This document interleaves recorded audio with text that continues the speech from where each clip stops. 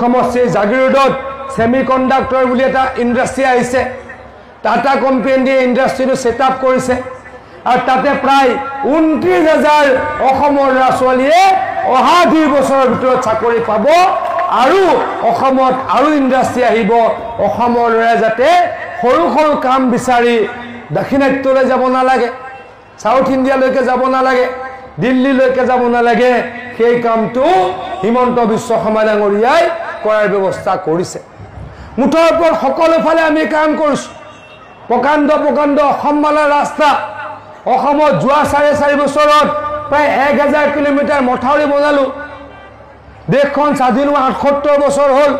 ৪ বছৰ বাদ দিলো ৭৪ বছৰত কংগ্ৰেছে ৬০ বছৰ দেশ চলাইছিল ৬০ বছৰত ৪,০০০ কিলোমিটাৰ মথাউৰি বনালে